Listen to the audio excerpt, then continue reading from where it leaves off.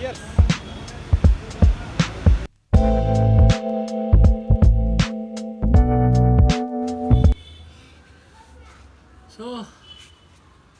Tea ಕುಡಿದು ಬಂದಾಯಿತು.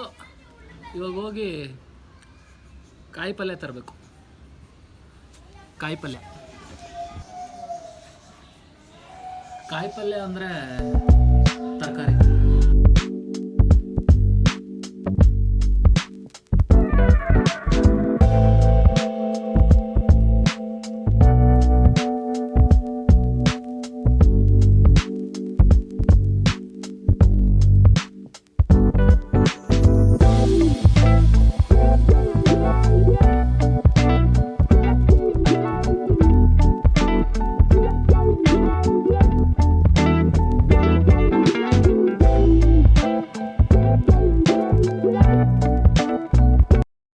ಗಂಟೆ edit ಮಾಡಿ ಅಪ್ಲೋಡ್ ಮಾಡೋಕ್ಕೆ ಕಾಯ್ತಾಯಿದ್ದೀನಿ. ಪುನಿ ನೋಡಿ ಇಲ್ಲಿ ಅಡುಗೆ ಮಾಡ್ಕೊಂಡು ನಾನು ನೆಲದ ಮೇಲೆ ಇಟ್ಕೊಂಡು ಇಂಡಕ್ಷನ್ದು.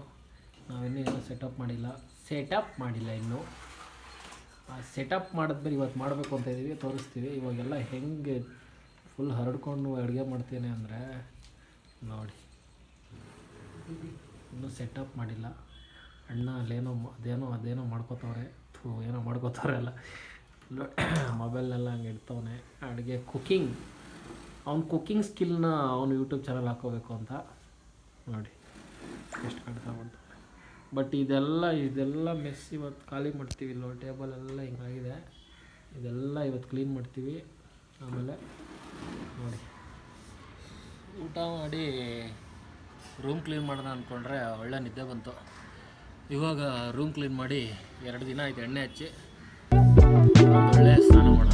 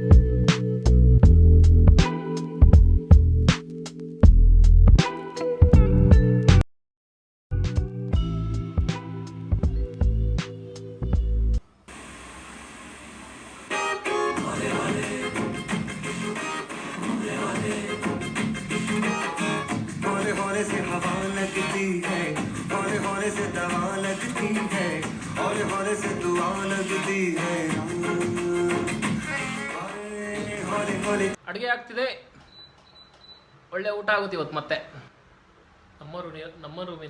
ನಮ್ಮ ರೂಮಿನ ನಳ ಪಾಕ ಇನ್ನೊಂದ್ಸಲ ಪಾಕ ಅಂದ್ರೆ ಅಮಿಷ ಆಗ್ತದೆ.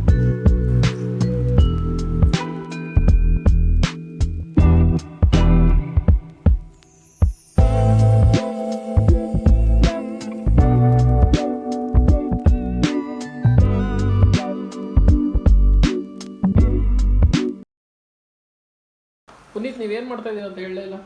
ರಸಂ. ಹೌದಾ? ಇದೇನು ಪುನೀತ್ ಕಲಿಸ್ತಾ ಇರೋದು? ಇದು ಹುಣಸೆ ಹಣ್ಣು, ಇಂಗ್ಲೀಷಲ್ಲಿ ಹೇಳ್ತಾರೆ ಅದ್ರಲ್ಲಿ ತಿರ್ಗಿಸೋ, ಇದರಲ್ಲಿ ಚಾಕುಲಿ. See bro, this is bachelors room. ಎಲ್ಲ ಕೇಳಂಗಿಲ್ಲ, ನೀನು ಅಡ್ಜಸ್ಟ್ ಮಾಡ್ಕೊಂಡು ಹೋಗ್ಬೇಕು. ವಾವ್,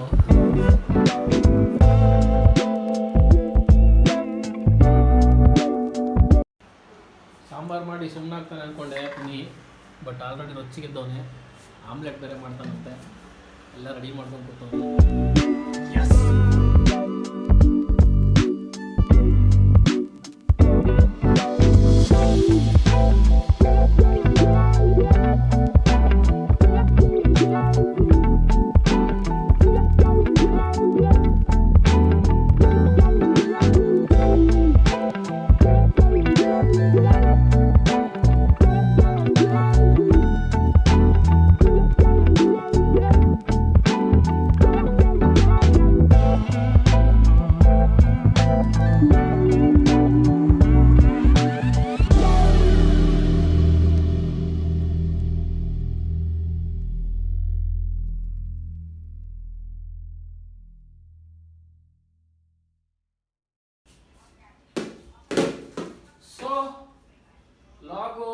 ಮುಗಿತಾ ಬಂತು, ಒಳ್ಳೆ ಊಟ ಆಯಿತು, ಎಲ್ಲ ಕ್ರೆಡಿಟ್ಸ್ ಟು ಪುನೀತ್.